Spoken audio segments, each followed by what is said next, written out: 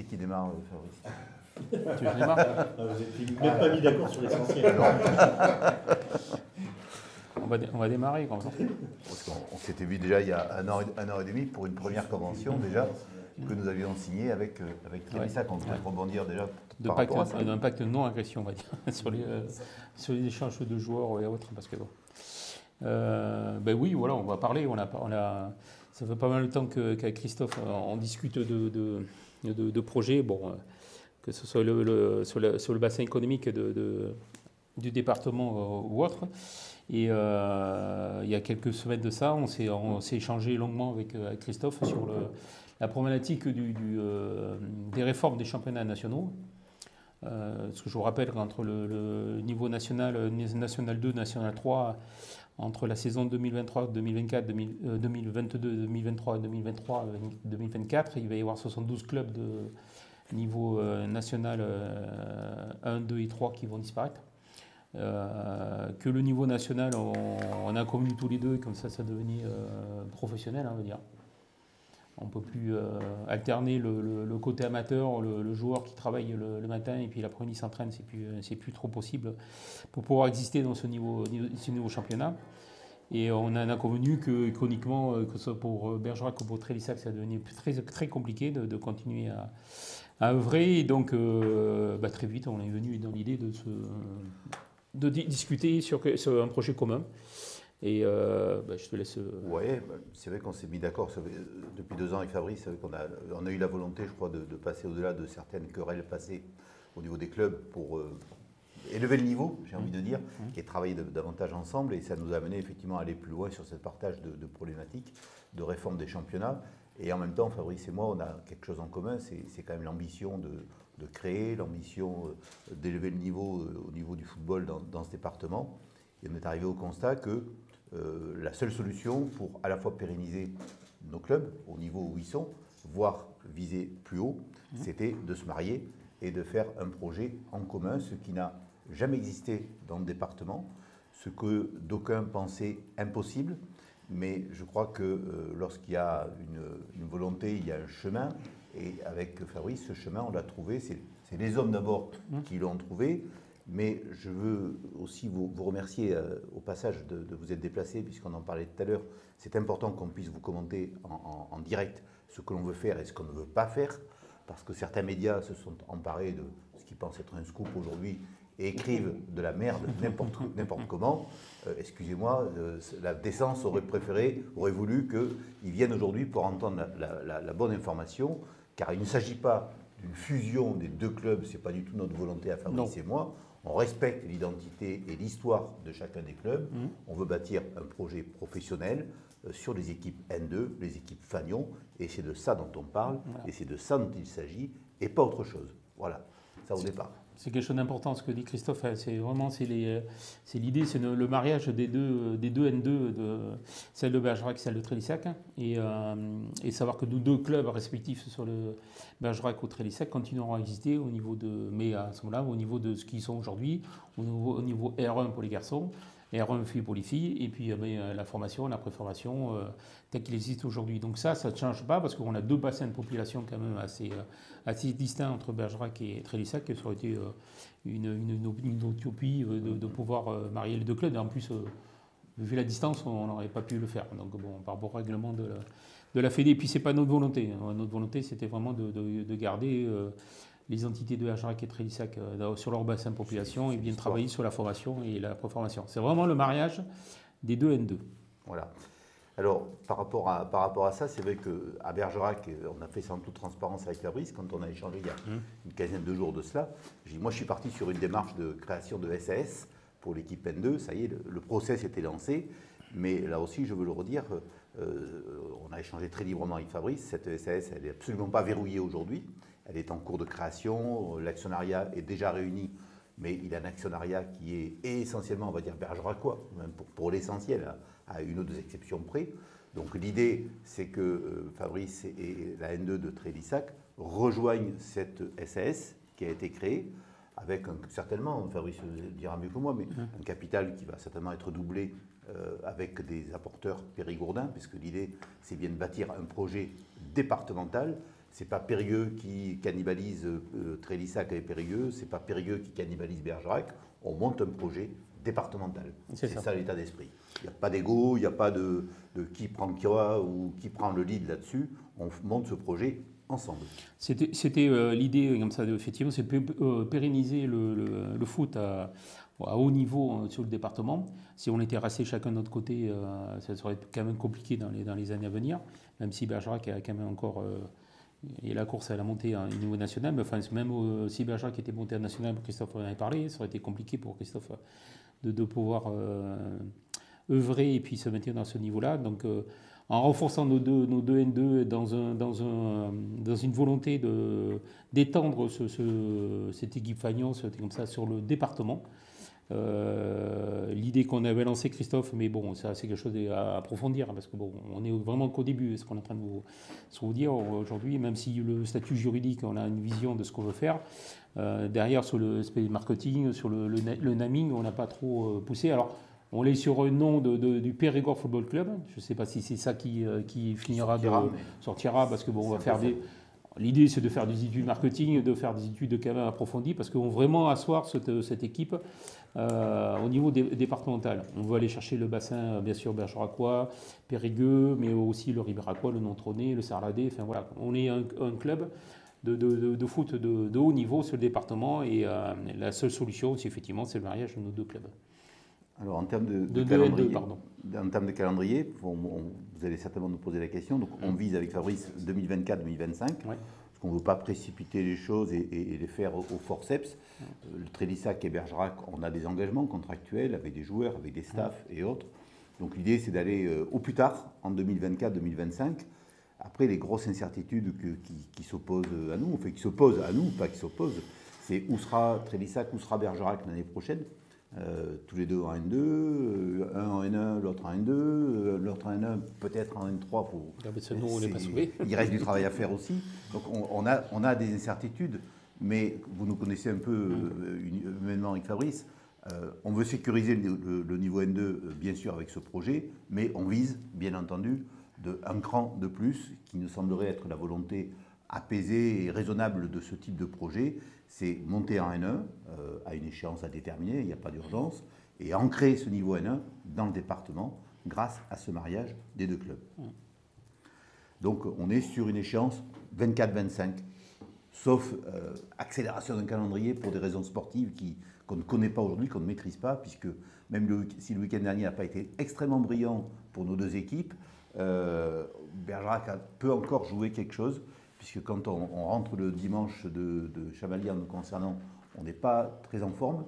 Et puis quand on se réveille le lundi matin et qu'on regarde le classement, on se dit qu'on est à 2 points encore de la première place, qu'il reste 6 matchs et que tout est possible. Voilà. Donc il y a un niveau qu'on ne connaît pas l'année prochaine qui peut nous dicter des choses, peut-être plus rapidement ou pas. Mais en tout cas, objectif 24-25, ça, on le tiendra, puisqu'on a la volonté de le faire. Parce qu'il y aurait possibilité de le faire dès la saison prochaine, si vous montez en termes d'administratif, etc. C'est matériellement faisable? Alors déjà, comme dit Christophe, on a quand même des contrats qui courent sur 2 saisons. J'ai encore des joueurs sous contrat et du staff, mon staff est sous contrat jusqu'en 2023-2024, donc c'était pas possible le truc. Après, voilà. Pour l'instant, notre timing, c'est 2024-2025 parce qu'on a quand même beaucoup de choses quand même.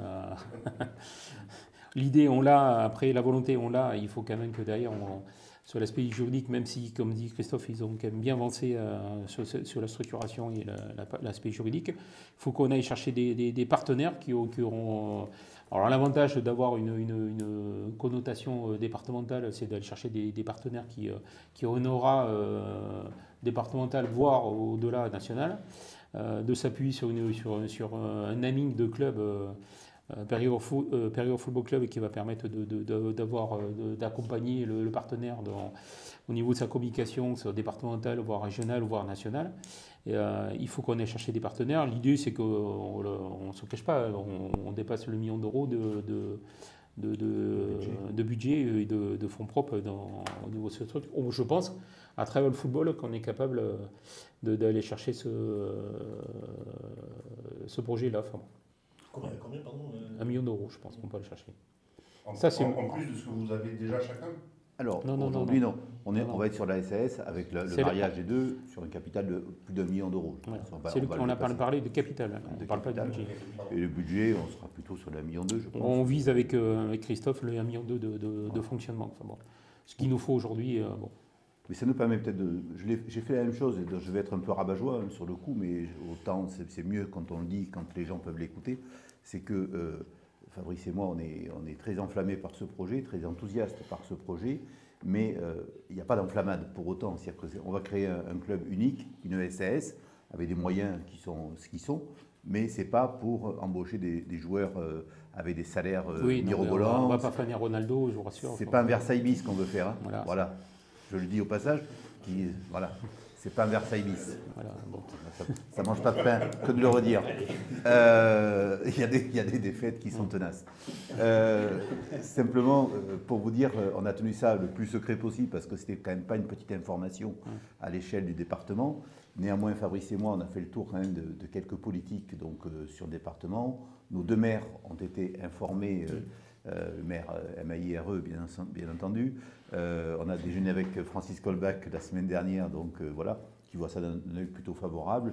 Bergerac, Jonathan Priolo également. Nos deux présidents d'agglo ont été informés également. Le département. Et nous rencontrons Germinal Perrault le 2 mai. Oui, c'est ça. Ensemble, voilà. Et tout le monde est content. Et tout le monde approuve notre idée, notre mariage, nos deux N2, parce que bon, on va pas se voir la face, c'est les collectivités aujourd'hui pour soutenir, même si des fois, avec Christophe, on regarde les budgets moyens des clubs national 2, enfin comme ça on voit quand même les budgets des collectivités par rapport à nos concurrents directs. Bon, c'est vrai que des fois on fait pas de figure, parce qu'il y a des clubs qui ont des subventions, des collectivités assez importantes par rapport à nous. Dans le sud, voilà, bon, il y a des gros projets. Enfin bon. Donc c'est pas le cas. Et les collectivités, donc bon, on est sur un département tel qu'on le connaît sur le Périgord, sur le bassin économique, bon, qui n'est pas non plus bassin économique extraordinaire. Enfin voilà, on n'est pas sur Bordeaux ou des métropoles assez importantes. Donc il faut vivre avec ses moyens. Et aujourd'hui, effectivement, c'était l'idée de réunir nos deux forces vives, on va dire, et nos deux réseaux pour créer quelque chose de... Et puis encore une fois, c'est pérenniser le foot au niveau national, parce que bon, le problème c'est qu'on porte, je pense Christophe et moi, on porte nos deux clubs à bout de bras. Et c'est compliqué parce que bon, on n'a pas fait ça pour demain si jamais il arrive, bon, on le souhaite pas, Christophe ou moi un pépin, bon. Je pense que nos deux clubs seraient quand même des situations un peu compliquées. Donc l'idée, c'est aussi de pérenniser ce football au niveau départemental et pour l'amener au niveau avec des ambitions nationales. Quand je vous disais qu'on était dans une démarche vraiment sans ego et vraiment volontariste d'avancer main dans la main, au niveau de la SAS, moi je vais démarrer certainement la SAS en prenant la première présidence parce que les actionnaires me l'ont plutôt signifié dans ce sens. Mais l'idée, quand elle sera élargie au club de Trélissac, soit statutairement c'est possible, il y aura une coprésidence, ce qui n'est pas évident en l'état sur une SAS, mais qui peut peut-être s'aménager, on a regardé d'autres trucs avec Fabrice, soit on aura une présidence alternée entre Fabrice et moi, et puis pourquoi pas un jour, l'idée c'est de céder, de transmettre, parce que Fabrice c'est depuis 15 ans je crois, moi je boucle ma 18e année, ça fait beaucoup, c'est des majorités entières qu'on passe à travers des clubs, il n'y a pas beaucoup de disciplines ou de clubs en Dordogne qui ont vu des présidents durer aussi longtemps. C'est ça. Donc voilà, là ce projet, il nous plaît bien avec Fabrice, donc ça va nous booster quelques temps encore. Mais l'idée aussi, c'est à un moment donné de transmettre un outil qui soit compétitif, qui soit assis sur le département. C'est un petit peu ça l'idée. Et quelque part, je vais le dire aussi, on va commencer une annonce un peu politique, c'est montrer que le monde associatif et le monde privé est capable de passer au-delà de certaines difficultés, qu'elles soient territoriales, qu'elles soient humaines, qu'elles soient purement sportives, de concurrence sportive. Il va falloir peut-être aussi que les politiques se posent la question d'avoir des véritables outils pour accueillir le sport en Dordogne, puisque se posera le problème de jouer dans un stade, si on atteint notre objectif de National 1, qu'on se le dise aujourd'hui tranquillement, ni Trélissac, ni Bergerac n'a de terrain homologué pour jouer en National 1. Voilà. Et puis surtout, le stade, ce qu'on vous souhaite tous les deux, c'est pour pérenniser effectivement ce projet-là, Bien sûr, trouver des acteurs économiques qui vont vous accompagner, ça passera obligatoirement par un outil qui permet de faire de l'accueil, du réceptif, ce qu'on appelle, avec des loges, avec le truc, pour que les partenaires puissent venir avec des clients, pour passer un moment convivial. On sait très bien que le foot, c'est quelque chose d'important, mais aussi le partenaire, il faut qu'il retrouve économiquement son investissement. Donc il faut qu'on lui donne l'outil qui peut permettre de créer une cohésion à travers ses clients, trouver des relations avec les autres partenaires. Enfin, voilà, donc on veut créer, et effectivement, à Trélissac et à Périgueux et à Bergerac, on n'a pas cet outil-là. Donc on est en train de réfléchir sérieusement à des projets. Ouais, structurant. J'en sais rien. D'ailleurs, on va en parler avec le demain avec Germain Perrault, parce que comme on a une ambition départementale, c'est normal que le président du département soit accompagné.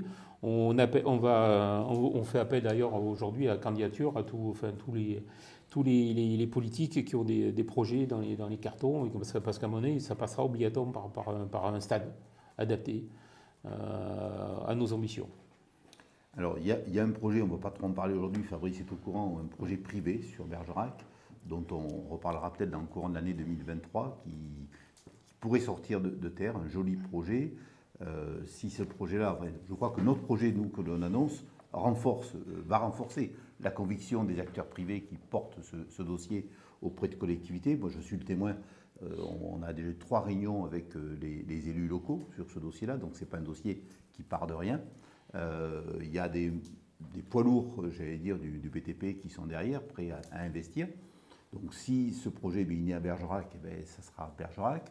S'il y a un projet qui naît à Périgueux, ça sera Périgueux. Ou si c'est à Vers, peut-être. Si c'est à Vers, c'est à Vers. Voilà. On n'a pas état d'âme là-dessus. On n'a pas état d'âme là-dessus. Voilà. Tout ce qu'on sait, c'est qu'il faut absolument qu'on ait un outil qui va permettre d'accompagner ce projet-là. Ça pourrait être la rénovation de l'un des deux, Non, des deux existants. Non. En réel, ça me semble impossible. Et Trélissac, on est trop limité. Trélissac, comme ça, après, je vous rappelle que Trélissac, c'est une commune de 7000 habitants. Enfin, même si je vois Périgueux, les complexités qu'ils ont, Périgueux, de rénover le stade de Périgueux, enfin, c'est pas. Bon, j'espère que tout au cœur que pour le Cap et Francis Roux, ça se fera, mais bon, c'est pas évident. Enfin, bon. Nous, on a besoin de coin de la tête. L'année dernière, on avait pris des dispositions, puisqu'on était en position d'accéder aussi. Libourne, on était parti sur Libourne. J'avais pris contact avec le maire de Libourne, qui était ravi de nous accueillir à l'époque. Et j'en le remercie au passage, qui a toujours une écoute attentive au football, le maire et le président de la CALI. Mais se posera la question, si c'était le cas cette année, il faut, sur Bergerac, il faut des aménagements aujourd'hui, dont la collectivité ne nous garantit pas. On est parti pour monter aussi. Donc, Ouais. Voilà, donc il y a un petit élan de dynamisme sur ce territoire-là. Concrètement, qu'est-ce qui va se passer en juin 2024 du coup? Il y a une des deux équipes qui annonce qu'elle ne repart pas la saison d'après pour laisser place à un seul formation sur les droits sportifs. Aux obligations fédérales. Qu'est-ce qui y a des contraintes? Là, pour l'instant, c'est un peu trop tôt pour en parler. C'est sûr qu'il y a un des deux clubs qui disparaîtra, une des équipes, pas le club. Une des équipes disparaîtra par rapport à une, parce que il n'y aura qu'un numéro d'agrément qui pourra porter. Si c'est Bergerac, c'est Bergerac. Si c'est Trélissac, c'est Trélissac. Il y a plein de choses en un an qui vont se faire qui. Un petit sketch à résoudre avec Fabrice. Ça fait 15 jours que nous, on est calé là-dessus. 15 jours qu'on n'arrive pas à avoir quelqu'un à la Fédération française de football. Il y a un éminent spécialiste que je ne veux pas nommer, qui se reconnaîtra, qui est le juriste de la FFF, qui malheureusement pour lui a un pépin, double fracture de la clavicule. Et si cette personne est absente, a priori, personne ne peut nous renseigner sur les modalités d'application de cette fusion que nous voulons faire. Donc on est un peu sec pour vous répondre là-dessus. Il faut qu'on ait une audience avec la Fédé. Il y a des obligations au niveau équipe de Oui, jeu, voilà. etc. Oui. Donc ça veut dire qu'il y a forcément un des deux clubs qui est obligé de porter l'équipe de la On est d'accord. Certainement. C'est ça. Certainement. C'est-à-dire qu'un des deux numéros d'agrément restera et l'autre sera. Voilà. C'est ça. Il y a d'autres. Abandonnera ses droits. Non, l'autre ne servira plus pour la R1. Oui, Oui, abandonnera ses c'est ça. droits.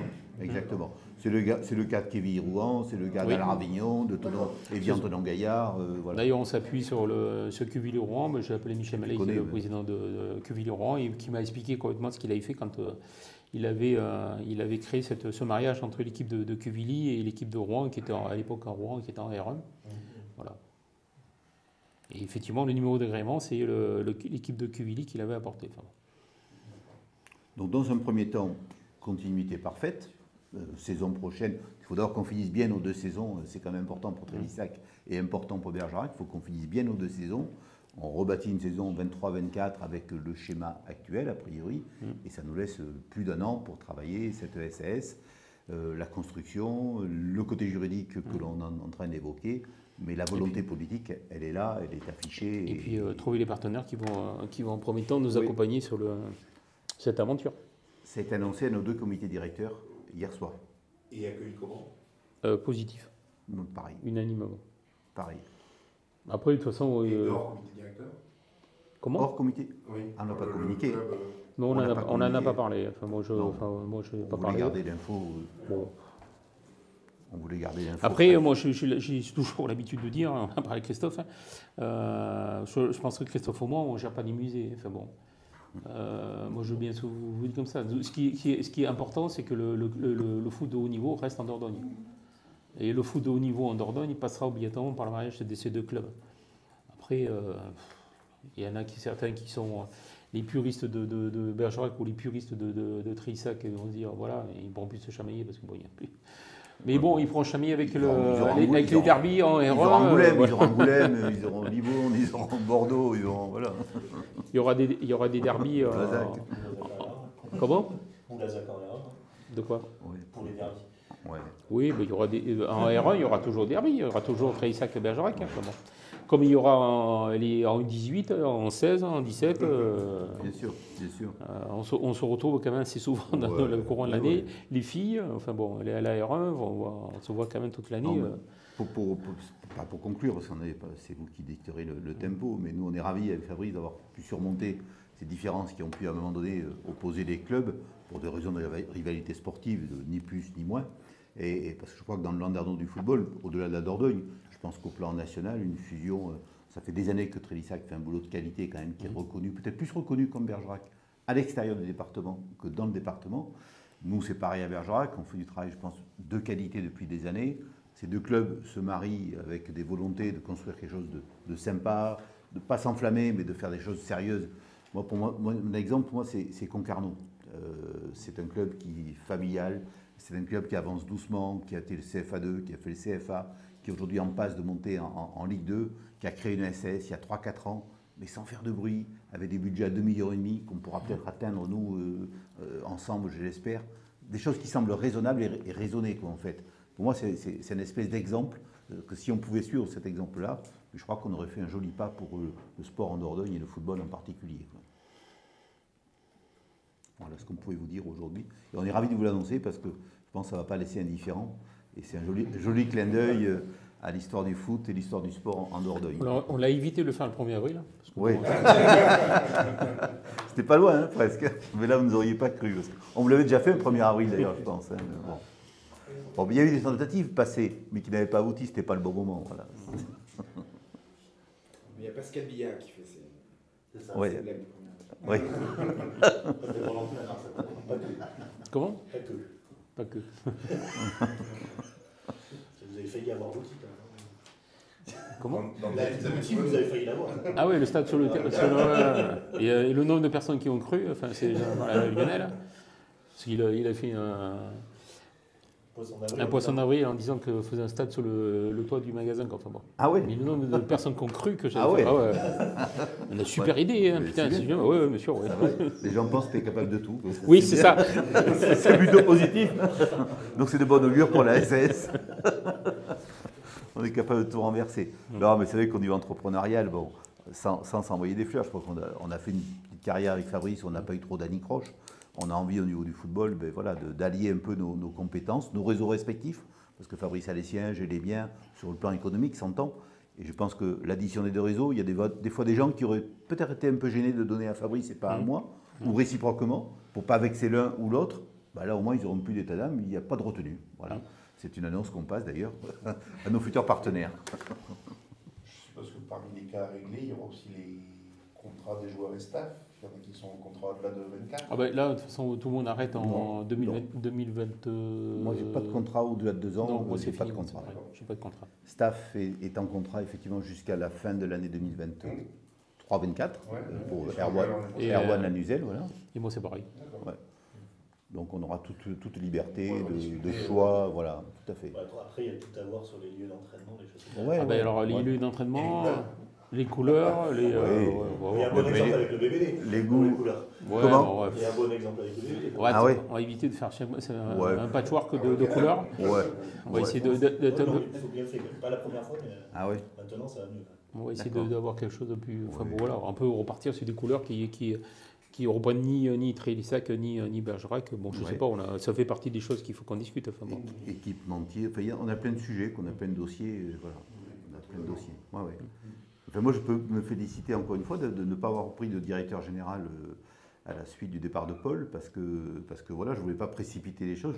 Nullement à l'époque, on avait prémédité ce genre de choses, mais ça nous laisse la possibilité, là aussi, le champ ouvert à tous de pouvoir avancer. Voilà, c'est open, c'est open. C'est open. L'idée n'est pas de doubler les postes, hein, c'est d'optimiser aussi, parce qu'on est gestionnaire avant tout et on ne va pas jeter l'argent par les fenêtres, loin s'en faut. Quoi. Voilà. Si vous avez d'autres questions, on peut y répondre. Sinon, on va suspendre. Charlotte, c'est bon? De la radio. Oui, bien sûr. Bon, merci à tous de nous avoir suivis en tout cas et d'être venus parmi nous. Merci. Merci.